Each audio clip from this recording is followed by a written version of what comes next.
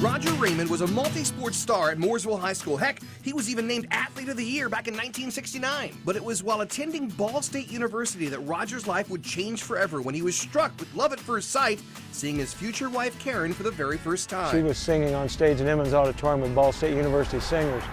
And I said, I really like her. I didn't even know her.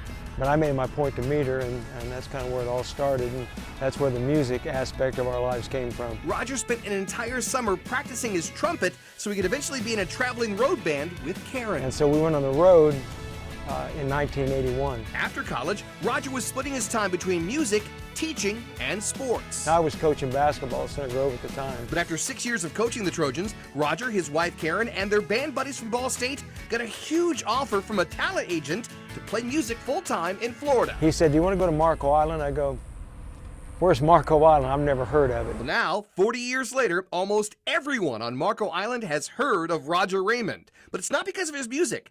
It's because he quite literally introduced the students there to Indiana basketball. They want to start this charter middle school and want me to help with the basketball program because I'm from Indiana. And they said, you got to do it. I said, look, I stopped coaching. I'm doing some different things. They kept talking and talking, and finally I said, I would do it if we do it my way. We're not going to scream and yell at referees. We're going to keep our fans at bay, and we're going to try to make this a good experience for everybody. In other words, Hoosier hoops hysteria with Hoosier hospitality. How much did your Hoosier roots help you as a coach in Florida? Immensely.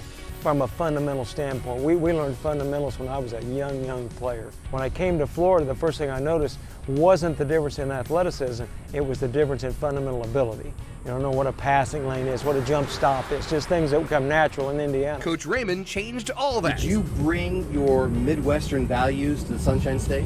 I brought what I considered important, and I think they probably would be considered Hoosier values. I believe in working hard. I also believe in helping kids learn why they're working hard. I just get on to them because they did something wrong or didn't work hard enough. And when Coach Raymond's Marco Island team started to get full of themselves with all their success, he put them on a bus, drove them up to Indiana, and showed them what real basketball was all about. Our kids were 16-0 in Florida and lost all the games in Indiana. So I said, you're going to learn about basketball. After 35 years on Marco Island, Roger and Karen moved to Orlando a few years ago to be near their two daughters, Jessica, who's a school teacher, and Jennifer, who's a singer and plays Dory in Finding Nemo the Musical at Disney World. But Coach Raymond couldn't stay retired long. In fact, Roger just won the Coach of the Year award at Lake Buena Vista High School as the track coach. But he gives all of his credit to his assistant coach. My wife, she was my assistant in cross country and in track.